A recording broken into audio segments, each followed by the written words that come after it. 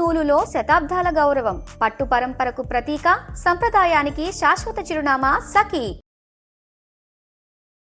3వ తారీఖు అంటే మార్చి 3వ తారీఖున చంద్రగ్రహణం ఉంది, అందరికీ తెలిసిందే. అయితే ఈ చంద్రగ్రహణం ప్రభావం ఏ రాశుల మీద ఎలా ఉండబోతుంది, ముఖ్యంగా తెలుగు రాష్ట్రాల ప్రజలకు అలాగే భారతదేశం మీద ఎలాంటి ప్రభావం చూపిస్తుంది, ఇవన్నీ కూడా ప్రముఖ జ్యోతిష పండితులు ప్రదీప్ జోషి గారిని అడిగి తెలుసుకుందాం. సార్ నమస్తే అండి. నమస్తే అమ్మా, శ్రీమాత్రే నమః. ఈ రాబోతున్నటువంటి చంద్రగ్రహణం ఏదైతే ఉందో అది ప్రభావం ఎలా చూపించబోతోంది మానవాళి మీద, ముఖ్యంగా రాసుల పరంగా చెప్పండి, అలాగే మన తెలుగు వాళ్ళ మీద, ఇంకా మన భారతదేశ ప్రజల మీద, ప్రపంచ ప్రజల మీద కూడా చెప్పండి సార్. శ్రీ గురుభ్యో నమః, శ్రీమాత్రే నమః. ఇది కేతుగ్రస్త చంద్రగ్రహణం. పూర్వ ఫల్గుని నక్షత్రములో 118 సంవత్సరాల తర్వాత వస్తున్న చంద్రగ్రహణం. ఇది చాలా రేరు చంద్రగ్రహణము, హెవీ ఇంపాక్ట్ పడేటువంటి చంద్రగ్రహణం. ప్రపంచ దేశాల మీద, ముఖ్యంగా కమోడిటీస్ మీద, సిల్వర్, గోల్డ్, తర్వాత ఆల్ కమోడిటీస్, కాపరు, అన్ని కమోడిటీస్ మీద ఎక్కువగా ప్రభావం చూపించేటువంటి చంద్రగ్రహణం ఇది. అంటే ప్రపంచ దేశాల్లో ఉన్నటువంటి వాణిజ్యాల మీద ఎక్కువగా ప్రభావం చూపించే చంద్రగ్రహణం ఇది. మామూలు చంద్రగ్రహణం కాదు. అందుకే సూర్యగ్రహణం ఏర్పడిన దగ్గర నుంచి మనకెప్పుడు ఫిబ్రవరి 17వ తారీఖు సూర్యగ్రహణం ఏర్పడింది. అక్కడ నుంచి వార్ సిచ్యువేషన్ స్టార్ట్ అయింది. వార్ స్టార్ట్ అయిపోయింది. కరెక్ట్ గా చంద్రగ్రహణం ముందే వార్ స్టార్ట్ అయింది. అంటే 2 గ్రహణాల మధ్యన ఎప్పుడైతే యుద్ధం మొదలవుతుందో అది ప్రపంచ శాంతికి, దుష్టులకి కీడు, శిష్టులకి మేలు. అంటే దుష్ట శిక్షణ, శిష్ట రక్షణ జరిగేటువంటి యుద్ధం. ఆల్రెడీ నేను లాస్ట్ టైం కూడా చెప్పాను, పంచగ్రహ కూటమి లాస్ట్ టైం ఏర్పడినప్పుడు గ్రహణం జరిగింది. దీని ప్రభావం చేత దుష్ట శిక్షణ జరుగుతుంది, శిష్ట రక్షణ జరుగుతుంది, ప్రపంచ యుద్ధాలు జరిగేటువంటి అవకాశాలు ఉన్నాయి. దానికి శ్రీకారం అని చెప్పాను. ఇప్పుడు కొబ్బరికాయ కొట్టారు, స్టార్ట్ అయింది. ఆల్రెడీ పేలుడు స్టార్ట్ అయినాయి. కాబట్టి ఇది ప్రపంచ యుద్ధాల వైపు ఇది దారి తీస్తుంది. కేతుగ్రస్త చంద్రగ్రహణం. చాలా మంది నేను గ్రహణం గురించి చెప్తా ఉంటే కొంతమంది ఏంటంటే పెద్దగా సీరియస్ గా తీసుకోవట్లేదు. మానవాళికి అంటే దుష్టులకి విపత్తు జరుగుతున్నది. ఆ దుష్టులకు విపత్తు జరుగుతున్నప్పుడు అందులో వాళ్ళ పక్కన ఉన్న వాళ్ళు కూడా లేచిపోతారు. కాబట్టి ఈ యొక్క చంద్రగ్రహణం ప్రభావం చేత భవిష్యత్తులో తీవ్రవాదులు కూడా పెరిగే అవకాశం ఉంటుంది. భారతదేశంలో తీవ్రవాదుల దాడులు కూడా పెరుగుతాయి. వెస్ట్ బెంగాల్ లాంటి ప్లేస్ లో, అట్లాగే తమిళనాడు లాంటి ప్లేస్ లో కొన్ని విపత్కర సంఘటనలు జరిగేటువంటి అవకాశం ఉంటుంది. దక్షిణ భారతదేశంలోనూ, అదేవిధంగా తూర్పు ఈశాన్య ప్రాంతం లోపల కొన్ని రక్తపాతాలు జరిగే అవకాశాలు ఎక్కువగా ఉన్నాయి ఈ గ్రహణం ప్రభావం చేత. ఎందుకోసం అంటే ఫల్గుణ నక్షత్రం అంటే అది భాగ్య నక్షత్రం అంటారు. ఎప్పుడైతే భాగ్య నక్షత్రంలో గ్రహణం ఏర్పడుతుందో భాగ్య నష్టం జరుగుతుంది, ఆరోగ్యాలు దెబ్బతింటాయి, స్త్రీలకి కూడా విపత్తు ఏర్పడుతుంది. ఎవరైతే గనక అంటే ఇది స్త్రీల మీద ఎక్కువగా ప్రభావం చూపిస్తుంది. చంద్రుడు ఫల్గుణ నక్షత్రము, శుక్ర మహాదశ కాబట్టి స్త్రీల మీద ఎక్కువగా విపత్తు చూపిస్తుంది. స్త్రీలు మానసికంగా చాలా దెబ్బతింటారు. కోర్టులో కేసులు ఎక్కువగా పెరుగుతాయి, అఘాయిత్యాలు ఎక్కువగా పెరుగుతాయి. ఇవన్నీ కూడా భవిష్యత్తులో జరిగేటువంటి కీడు. మంచి కూడా కొన్ని ఉన్నాయి. ఆ మంచి ఏమిటంటే గనక ఎవరైతే గనక రైతులు జాగ్రత్తగా పంటని పండించుకుంటారో 10 రోజులు, ఈ 10 రోజుల్లో కూరగాయల యొక్క డెఫిసిషన్ ఏర్పడుతుంది. విపరీతమైన రేట్లు పెరిగిపోతాయి కూరగాయల రేట్లు. ముఖ్యంగా టమాటో, ఆలుగడ్డ, ఉల్లిగడ్డ ఈ రేట్లు భయంకరంగా పెరుగుతాయి. ఒక 10 రోజులు మాత్రం రైతుల్ని రాజు చేసి పడేస్తుంది. ఎవరు 20-30 ఎకరాలు టమాటా వేసుకున్నారు అనుకోండి, వాడు ఒక్క రోజులో కోటేశ్వరుడు అయిపోతాడు. ఇట్లా మదనపల్లిలో చాలా మందికి జరిగిన సిచ్యువేషన్స్ ఉన్నాయి. అట్లాగే మామిడి రైతులు కూడా కోటేశ్వరులు అయ్యే అవకాశం ఉంటుంది ఈ సంవత్సరం. పళ్ళ ధర ఈసారి 150 రూపాయల కేజీ తగ్గదు. నువ్వు 100 రూపాయల కేజీ పైనే ఉంటుంది. ఎందుకోసం అంటే ఇప్పుడు మామిడి పళ్ళు ఎవడన్నా కొనలేకపోతే దాన్ని ఇమీడియట్లీ వేరే సొల్యూషన్కి వెళ్ళిపోతున్నారు, కానీ అమ్మట్లే రైతులు బాగా తెలివైపోయారు. కాకపోతే ఇప్పుడు రాబోయే రోజులు ఇంకో 15 రోజుల్లో ఏం జరుగుతుంది అంటే వడగళ్ల వానలు పడతాయి. రైతులు జాగ్రత్తగా ఉండండి. వడగళ్ల వానలు భయంకరంగా పడతాయి. సో కార్లు బయట పార్కింగ్ చేయకండి, అద్దాలు వలిగిపోతాయి. కాబట్టి ఈసారి వడగళ్ల వాన అయితే ఉంది. మన తెలుగు రాష్ట్రాల్లో వడగళ్ల వాన పడుతుంది. కాలి దుమారంతో పడతాయి. మామిడి పిందెలు రాలిపోతాయి. అదేవిధంగా మామిడి చిగురు కూడా రాలిపోతుంది. చీడపీడలు ఎక్కువగా ఉంటాయి ఈసారి. వరికి చీడపీడలు ఎక్కువగా ఉంటుంది. మళ్ళీ ల్యూకస్ట్ అనేటువంటి ప్రాబ్లం ఏదైతే ఉందో, చీడపీడలు, దోమకాట్లు అవన్నీ కూడా ఎక్కువగా వచ్చే అవకాశం ఉంటుంది. ద్రవ్యముల మీద, జలములు అంటే పాలు గాని ద్రవ్య పదార్థాలు ఏవైతే ఉన్నాయో ద్రవ్య పదార్థాలు కలుషితమయ్యే అవకాశం ఉంది. కాబట్టి ప్రజలు నీళ్ల పట్ల అప్రమత్తంగా ఉండండి, ఆహారం పట్ల అప్రమత్తంగా ఉండండి. నేనైతే ఒక 2-3 నెలలు క్షీరవ్రతం పాటించండి. అందరూ పాలు తాగకండి, పాలు తాగడం మానేసేయండి, టీలు కాఫీలు బంద్ చేయండి కొన్ని రోజులు. ఎందుకోసం అంటే కల్తీ ఎక్కువగా జరిగే అవకాశం ఉంటుంది. కల్తీతో ఒక్కొక్కసారి మూకుమ్మడి విపత్తులు, ఆరోగ్య నష్టాలు, మూకుమ్మడిగా అందరూ హాస్పిటల్లో జాయిన్ అవ్వడాలు, ఫుడ్ పాయిజన్ అవ్వడాలు, ఇలాంటివన్నీ కూడా జరిగే అవకాశాలు ఉంటాయి. ఇందుకోసం అంటే గ్రహణం జరిగినప్పుడు దుర్మార్గం పెరుగుతుంది కూడా, అది కూడా జరుగుతుంది. ఎందుకోసం అంటే చెప్పాను కదా, భాగ్య నక్షత్రంలో జరుగుతుంది కాబట్టి భాగ్య నష్టం. మనందరికీ ఫస్ట్ భాగ్యం ఏంది? ఆరోగ్యమే మహాభాగ్యం. మహాభాగ్యం. కాబట్టి ఆరోగ్యము నశించేటువంటి అవకాశం ఉంటుంది. జాగ్రత్తగా ఉండండి. తినేటువంటి ఆహార పదార్థం ముఖ్యంగా ఆడవాళ్ళు చిన్నపిల్లలు 8 ఏళ్ల నుంచి ఉండేటువంటి పిల్లలు, 8 నుంచి 22 ఏళ్ల మధ్య నుండి ఆడపిల్లలు బాయిలర్ కోళ్లు, చికెన్ తినకండి. కొన్ని రోజులు చికెన్ మానేసేయండి.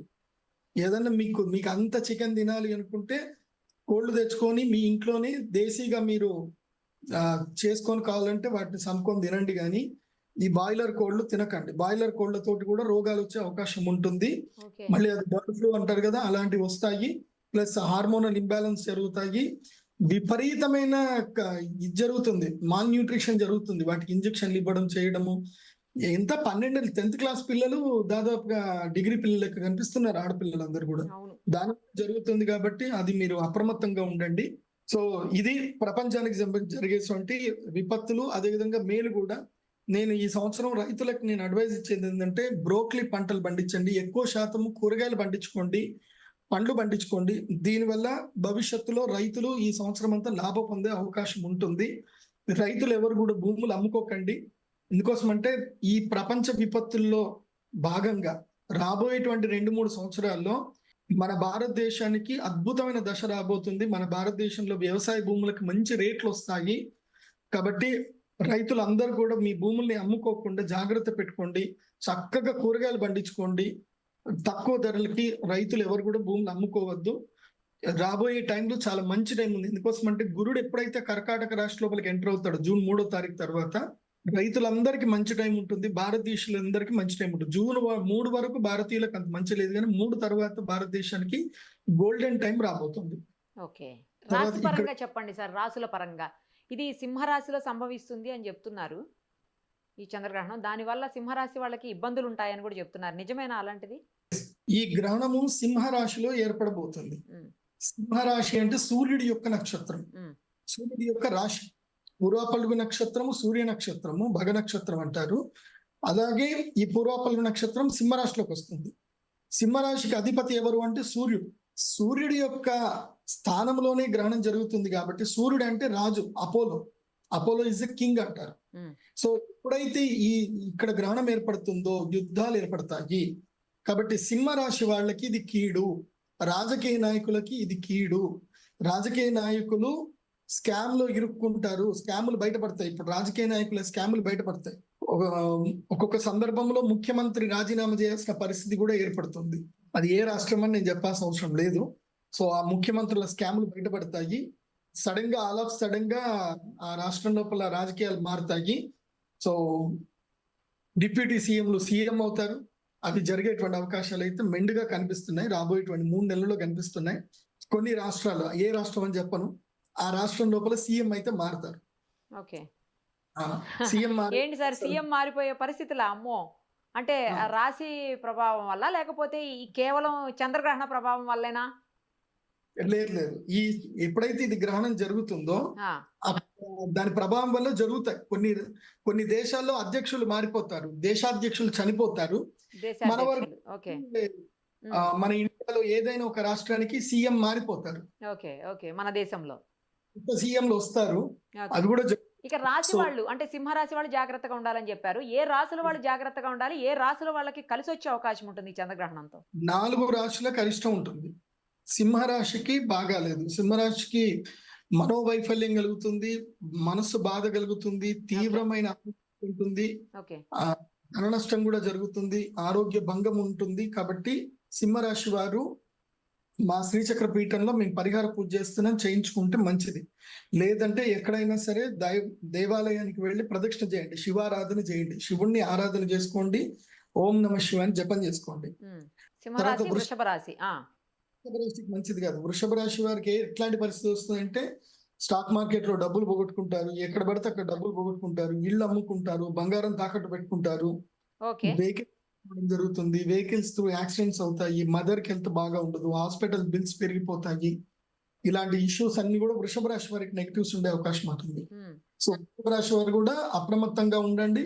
మీరు కూడా అరిష్ట నివారణ తంత్ర యాగం చేసుకుంటేనే మీకు మంచిది చెప్పి, మీరు చేసుకోలేకపోయినా దైవారాధన చేయండి, శివారాధన చేయండి, విష్ణు ఆలయానికి వెళ్ళండి, ప్రదక్షిణ చేసుకోండి. అలాగే నెక్స్ట్ వచ్చేటువంటి రాశి ఏంటంటే మకర రాశి. మకర రాశి వాళ్ళకి ఆరోగ్య భంగం, వివాహ భంగం జరుగుతుంది, సంబంధాలు తెగిపోతాయి, భార్యాభర్తన కలహాలు జరుగుతాయి, దీర్ఘకాలిక రోగాలు అంటుకుంటాయి. కాబట్టి మకర రాశి వారికి ఇది ప్రతికూల సమయం. ఆహార విషయంలో, తినేటువంటి విషయంలో అప్రమత్తంగా ఉండాలి. ఏదైనా సరే మీరు మంచిది అనుకుని తింటారు, దాంతో ఒక్కసారి ఫుడ్ పాయిజన్ అవుతుంది, ఒక్కొక్కసారి అది పెద్ద వ్యాధి కిందకి మారిపోయే అవకాశం ఉంటుంది. కాబట్టి తినే ఆహారం అప్రమత్తంగా ఉండండి. లాంగ్ జర్నీస్ కి వెళ్ళకూడదు. మకర రాశి వారు లాంగ్ జర్నీస్ పనికిరావు. తర్వాత ఫైనల్ గా కన్యా రాశి.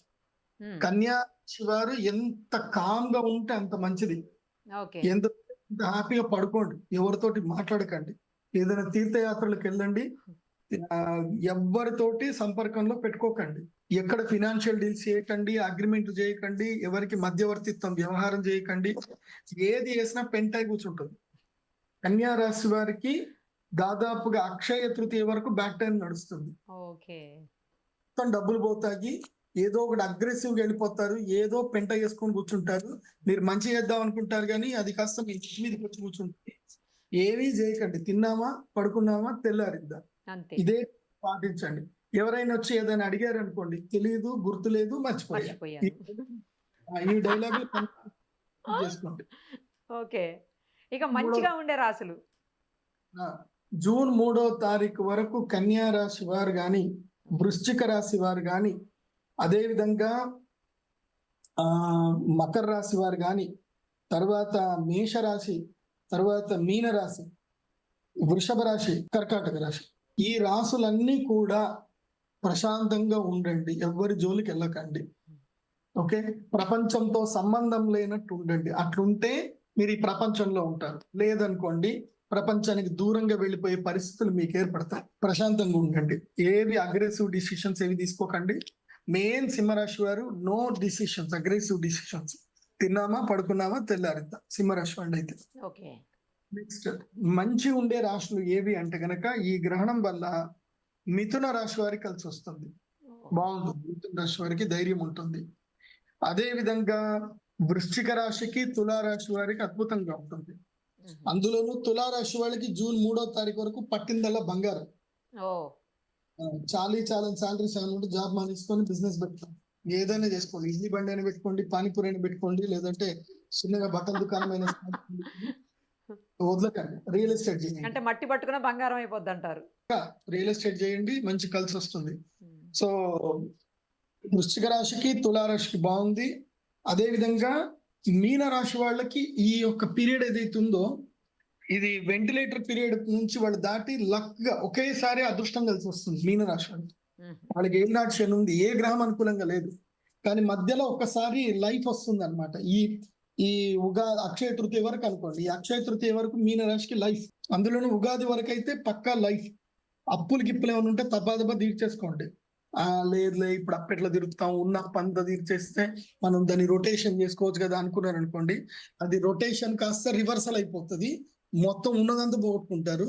ఇప్పుడు ఏదైతే ఉందో మీనరాశి వాళ్ళకి చెప్పేది ఏంటంటే, అప్పులు తీర్చేసేయండి, శత్రువులతో ఏదైనా సమస్యలు ఉంటే సెటిల్మెంట్ చేసుకోండి మీన రాశి వాళ్ళు.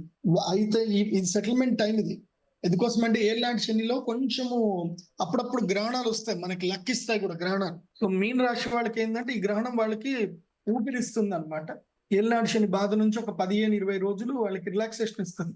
ఈ ఉన్న రిలాక్సేషన్ టైంలో మీన రాశి వారు ఏదైనా ఉంటే వాళ్ళు పనులు కంప్లీట్ చేసుకొని చేతులు దులుపుకొని ప్రశాంతంగా పడుకోండి అని చెప్తాను మీన రాశి వాళ్ళు. సో 4 రాష్ట్రాల వాళ్ళకు కూడా మేము అరిష్ట నివారణ తంత్ర యాగం చెప్తున్నాము.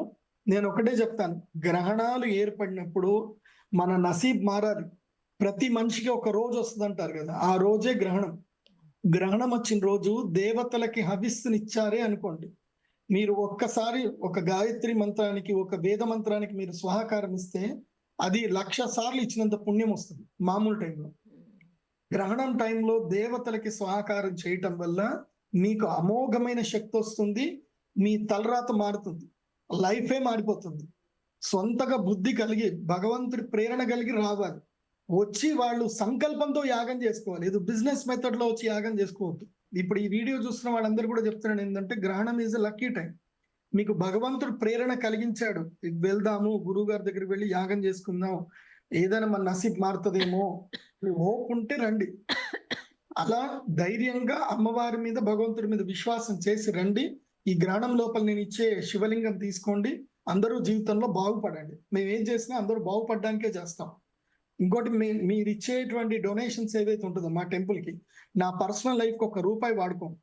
ఎందుకోసం అంటే మాకు సుమన్ టీవీ చాలా హెల్ప్ చేసుకుంది, నాకు అపాయింట్మెంట్లు వస్తాయి, అవే నా పర్సనల్ లైఫ్ కి వాడుకుంటాను. కానీ గ్రహణం టైంలో ఎవరైనా వచ్చి యాగం చేసుకుంటే అది మా అమ్మవారి దేవస్థానానికి డెవలప్మెంట్ కే పెట్టుకుంటాం తప్ప మేము మా పర్సనల్ లైఫ్ ₹1 వాడం.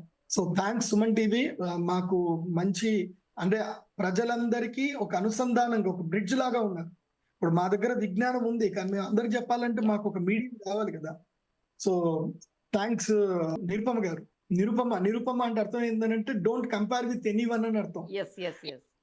నిరుపమ గారు ఇచ్చేటువంటి ఇంటర్వ్యూలు కానీ, ఆమె చేసే రీసెర్చ్ కానీ, ఆమె చేసిన ఈ వీడియోస్ కానీ అన్కంపారబుల్. మీలాగా వెళ్ళి వీడియోలు చేసేవాళ్ళు ఎవరు లేరండి. అందరు ఏదో ఏసీ రూమ్ లో కూర్చొని వీడియోలు చేస్తారు, మీరు అలా కాదు. దట్స్ వై నిరుపమ ఈస్, నీకు ఆ పేరు పక్కా సూట్ అయింది. You are not comparable with anyone. మిమ్మల్ని ఎవరితో పోల్చలేము మేము. Thank you so much, you made my day sir, thank you so much. The line is సింహగర్జన, ఆడపులి. Thank you sir, thank you so much.